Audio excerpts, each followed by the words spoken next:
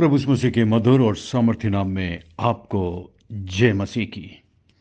Daily Bible संदेश में आपका हार्दिक स्वागत है।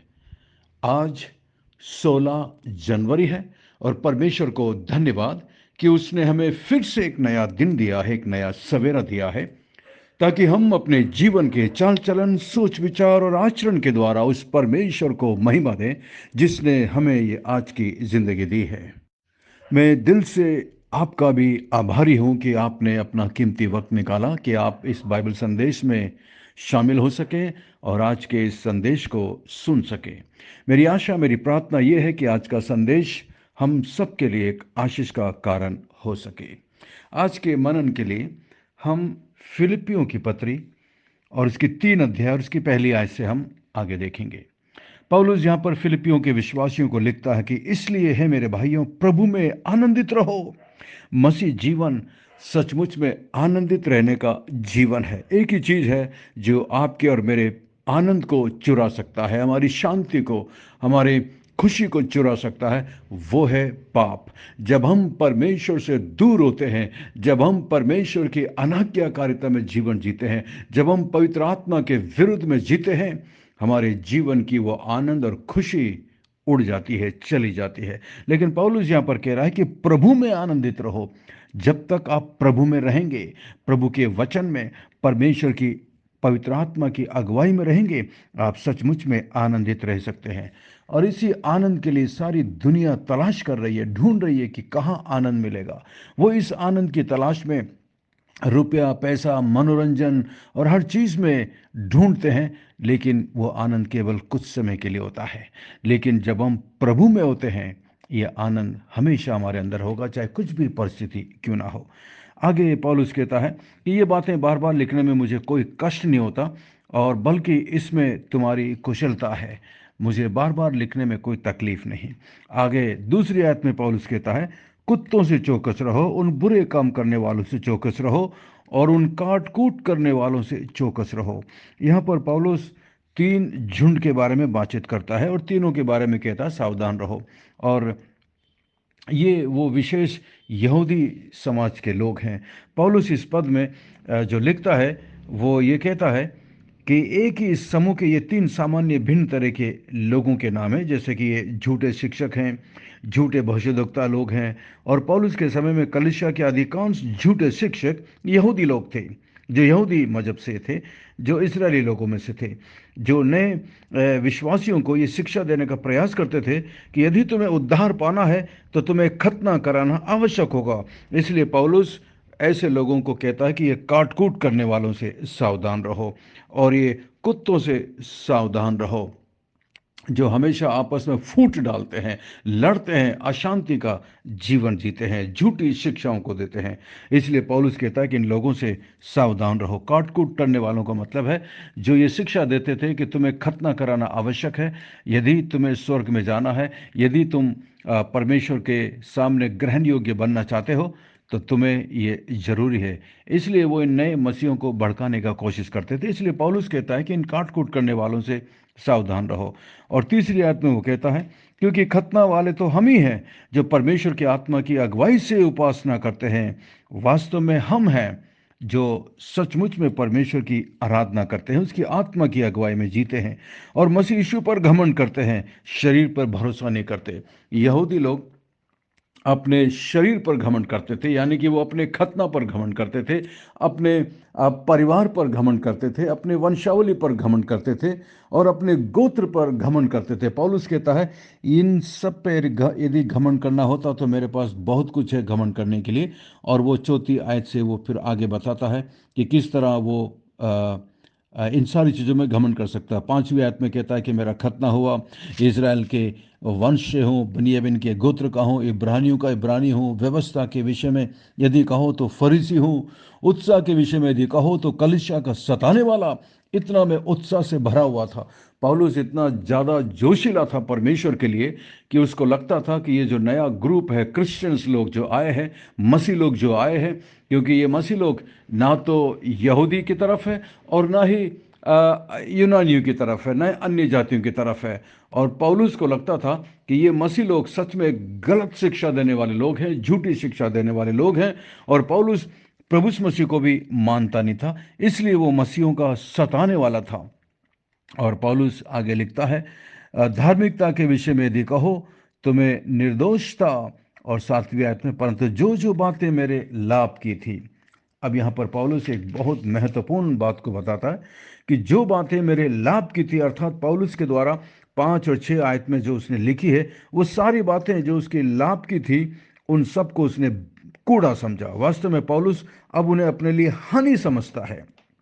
वो उन्हें अपने लिए हानि इसलिए समझता है क्योंकि वे उसे मसीह के पास आने से रोक रही थी, क्योंकि उन्होंने मसीह को क्योंकि उन्होंने पौलुस को मसीह में भरोसा रखने से दूर रखा था। और ये सारी चीजें मिल करके उसे मसीह से दूर रख रही थी। वो अपने आप पे भरोसा रखा हुआ था। अब मसीह के खातिर या मसीह के लिए पौलुस ने उन सभी पुरानी यहूदी बातों को त्याग दिया था।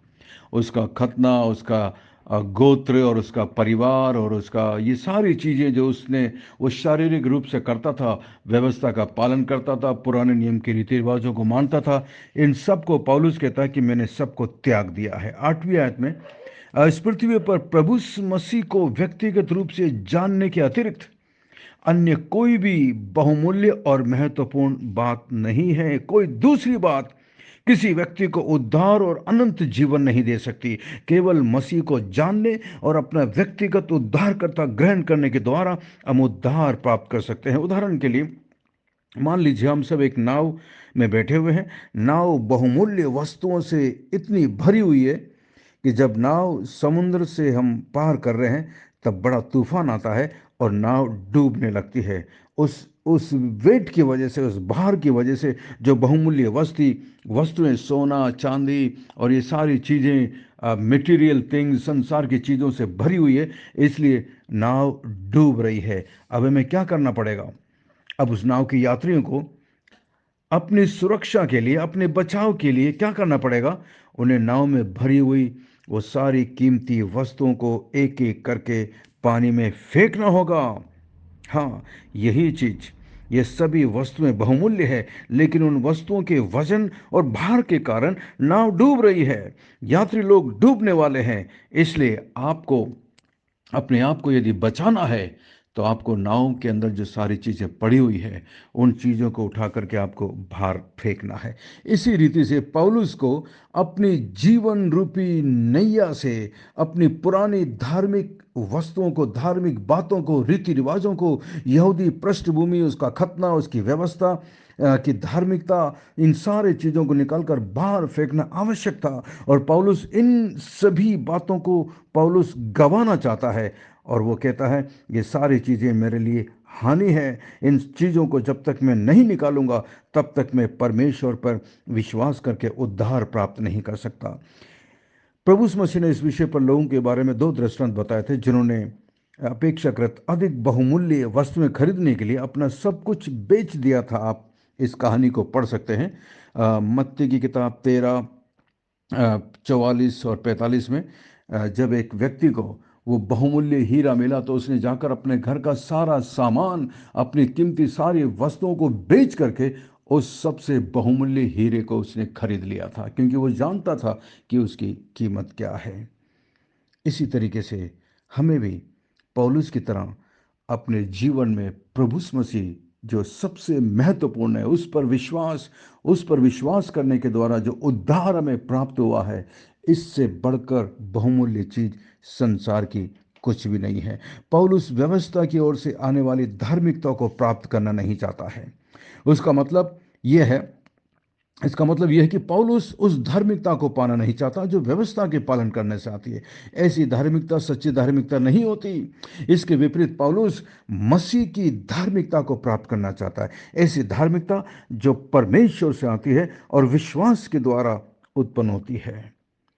केवल ये सच्ची धार्मिकता हमेशा परमेश्वर का वरदान होती है। ये हमें हमारे कार्य या प्रयास के आधार पर, हमारे योग्यता के आधार पर नहीं दी जाती। ये हमें परमेश्वर के अनुग्रह के द्वारा प्रदान की जाती है। इसीलिए पौलुस यहाँ पर कहता है कि मैं जिन वस्तुओं के कारण मैंने सब वस्तुओं की हानि उठाई और उन्हें कूड़ा समझता हूँ, जिससे मैं मसीह को प्राप्त कर सकूं, मैं मसीह को प्राप्त करना चाहता हूँ, ये मेरे लिए सबसे बहुमूल्य है। और आगे कहता है, ना कि उस धार्मिकता के साथ जो व्यवस्था से आती है, 10वीं आयत में, ताकि मैं उसको और उसके मृत्यु जय की सामर्थ को और उसके दुखों के में सहभागी होने के मर्म को जानूं और उसकी मृत्यु की समानता को प्राप्त कर सकूं। ये पौलुस की हार्दिक अभिलाषा है। वो कहता है, पौलुस केवल मसीह की सच्ची धार्मिकता की खोज करता है, परंतु वे मसीह और उसके पुनरुत्थान के सामर्थ को भी जानना चाहता। केवल उसकी धार्मिकता को नहीं, बल्कि प्रभु यीशु मसीह के पुनरुत्थान की सामर्थ को वो जानना चाहता है। मसीह को व्यक्तिगत तौर पर जानना दुनिया की सबसे बड़ी दौलत है। आपके पास दुनिया की बहुत बड़ी बड़ी चीजें होंगी, धन संपत्ति पैसा सब कुछ होगा, परंतु प्रभु मसीह के सामने ये सब कुछ व्यर्थ है, कूड़ा है, कुछ भी नहीं। परंतु यदि आपके पास प्रभु मसीह है तो आपके पास समझिए सारी दुनिया की धन संपत्ति रुपया पैसा यदि एक जगह जमा कर लिया जाए तो भी उनकी कीमत प्रभु मसीह को जानने और उसको समझने के बराबर नहीं होगी। प्रभु मसीह के सामने ये सब कुछ कूड़ा होगा। जिस तरह प्रभु मसीह ने कहा, यदि मनुष्य सारे जगत को प्राप्त कर ले और अपने प्राण की हानि उठाए तो उसे क्या लाभ होगा, क्या फायदा होगा? कुछ नहीं। यदि आपने यीशु को पा लिया है तो आपने सबसे बड़ी दौलत को पाया है। धन्यवाद दीजिए प्रभु का, उसका आभार मानिए कि आपने उस यीशु को जान लिया है। इस संसार के अंदर बहुत सारे ऐसे लोग हैं जिनके पास दुनियावी संपत्ति भरमार पड़ी है। संसार के बॉलीवुड जगत को देखिए, कितना कुछ उनके पास है। संसार के बड़े बड़े रईसों अमीरों को देखिए, उनके पास बहुत कुछ है, परंतु वो सब कुछ एक दिन कूड़ा साबित होगा जब वो परमेश्वर के न्याय आसन के सामने खड़े होंगे। उन्हें अपने जीवन का लेखा देना होगा। वो अपने पापी स्वभाव में अपने पाप की वजह से अनंत काल के लिए नरक की आग में धकेले जाएंगे। उनका रुपया पैसा, उनका धर्म, उनका परिवार और उनका पृष्ठभूमि, उनकी कुछ भी चीज उन्हें उनके उस नरक की आग से नहीं बचा सकती। परंतु एक गरीब व्यक्ति भी जिसने यीशु मसीह पर विश्वास किया है, उससे अपने पापों की क्षमा मांगी है, उसे अनंत काल का जीवन प्राप्त है। और एक दिन जब वो इस संसार को छोड़ेगा, अनंत काल के लिए परमेश्वर के राज्य में जाएगा। कितनी बड़ी बात है, कितनी अद्भुत बात है। प्रियो, आप और मैं सचमुच में बहुत सौभाग्यशाली लोग हैं। 10वीं आयत में, See, when we are united with Christ by trusting in Him, we experience the power that raised Him from the dead. That same mighty power helps us to live morally renewed and regenerated lives.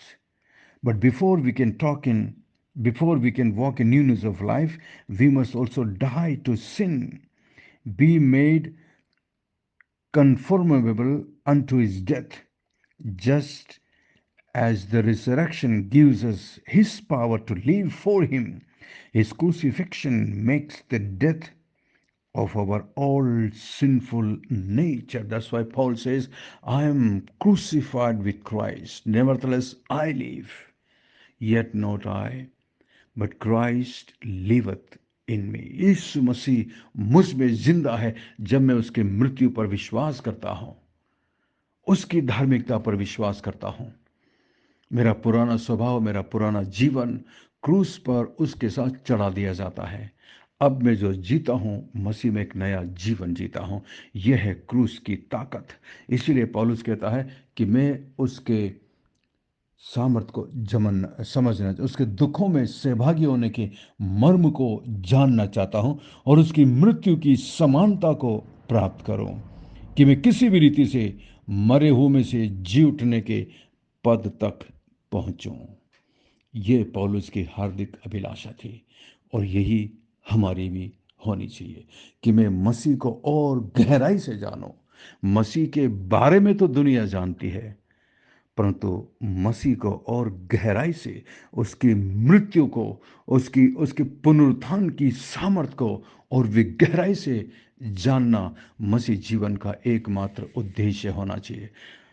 प्रभु आपकी, मेरी, हम सब की मदद करे कि हम प्रभु को दिन प्रतिदिन और गहराई से जाने, उससे उतना ही ज़्यादा प्यार करें और उसके लिए जीवन बिताएं। आइए हम प्रार्थना करें। स्वर्ग में विराजमान जीवित और जिंदा परमेश्वर, अनुग्रहकारी दयालु पिता, विलंब से कोप करने वाले अति करुणा में परमेश्वर, धन्यवाद। धन्यवाद प्रभु, आपकी शक्ति, आपकी सामर्थ के लिए, आपकी पवित्र आत्मा के लिए, जो हमें आपके लिए जीने में मदद करता है। धन्यवाद। धन्यवाद प्रभु जी, हमारी मदद कर, सहायता कर प्रभु, ताकि हम अपने आप पर नहीं, आप पर भरोसा कर सकें और आपको और भी गहराई से जाने, जिस तरह पौलुस करता है प्रभु। हम भी आपको उतनी ही गहराई से जानना चाहते हैं। हमें क्षमा कर, माफ़ करना प्रभु जी, जब हमें संसार के अनुसार, संसार की चीज़ें, संसार की बातों पर हमने घमंड किया। हमें क्षमा कर, हमें माफ़ कर। मैं प्रार्थना करता हूँ इस ग्रुप में मेरे साथ, इस बाइबल संदेश में और इस प्रार्थना में मेरे जितने भी भाई और मेरी बहन शामिल हैं, मैं उनके लिए विशेष प्रार्थना करता हूँ। प्रत्येक पर आप अपना हाथ रख दीजिए प्रभु, उन पर दया करिए, अनुग्रह करिए प्रभु जी, ताकि इनमें से हर एक आपके अनुग्रह में, आपके प्यार में और आपके समझ में, आपके ज्ञान में निरंतर बढ़ते जा सकें। धन्यवाद। धन्यवाद प्रभु, धन्यवाद। हमारी प्रार्थना को, हमारी विनती को सुनकर जवाब देने के लिए धन्यवाद। इस ग्रुप में प्रभु, यदि ऐसा कोई है जो इस वक्त बीमारी की हालत में है, दुखी है, निराश है, पीड़ित है, प्रभु जी आप उसे आश्वासन दीजिए, अपना हाथ उस पर रखिए प्रभु। मैं प्रार्थना करता हूँ जो लोग इस वक्त बीमार हैं, दया कर और अनुग्रह कर प्रभु, उन्हें सहन शक्ति दे प्रभु जी, उनका ईमान, उनका विश्वास, उनका भरोसा आप पर और भी दृढ़ होता जाए प्रभु। धन्यवाद। धन्यवाद प्रभु, हमारी विनती प्रार्थना को सुनकर जवाब देने के लिए धन्यवाद। सब कुछ यीशु मसीह के मीठे महापवित्र नाम से मांगते हैं, आमीन। आमीन। बहुत बहुत धन्यवाद हमारे साथ बने रहने के लिए, वचन को सुनने के लिए धन्यवाद। मैं आशा करता हूँ आज के संदेश के द्वारा आपने आशीष पाई है। यदि आप आशीषित हुए हैं तो हमें ज़रूर कमेंट्स में बताइएगा, और यदि कोई भी संदेह या कोई सवाल है या कोई प्रार्थना निवेदन है तो हमें ज़रूर लिखिए, हम ज़रूर आपके लिए प्रार्थना करेंगे। और यदि आप आशीषित हुए हैं तो आप इस संदेश को अपने दूसरे मसीह दोस्त भाई बहनों के साथ शेयर करिएगा, ताकि वो भी इसके द्वारा आशीषित हो सके। और यदि ये संदेश आप पहली बार सुन रहे हैं तो आप हमारे बाइबल संदेश ग्रुप में शामिल हो सकते हैं। हमारा नंबर है 9927464924। Pastor Mani Thomas, Emmanuel believers church, Agra. हम आपसे प्रेम करते हैं, आपकी परवाह करते हैं, आपके लिए प्रार्थना करते हैं। हमारे लिए भी प्रार्थना करते रहिएगा। अंत में सवाल है, आज की आयत को पढ़कर, आज के 4 और 5 आयत से आगे पढ़कर बताइएगा कि पौलुस के अंदर वो कौन कौन सी बातें थी जिसकी वजह से पौलुस घमंड कर सकता था, जिस पर पौलुस भरोसा कर सकता था। और पौलुस कहता है कि मैंने उन सारी बातों को मसीह के कारण हानि समझ लिया। वो सारी बातें जो मेरे लिए लाभ की थी, उन्हीं को मैंने मसीह के कारण हानि समझ लिया। तो वो कौन कौन सी बातें थी जिसको पौलुस ने हानि समझ लिया? 4-5 आयत को पढ़ करके जरूर इसका जवाब देने की कोशिश करिएगा। परमेश्वर आपको बहुत बहुत आशीष दे। थैंक यू, धन्यवाद। God bless you, we love you, have a great day.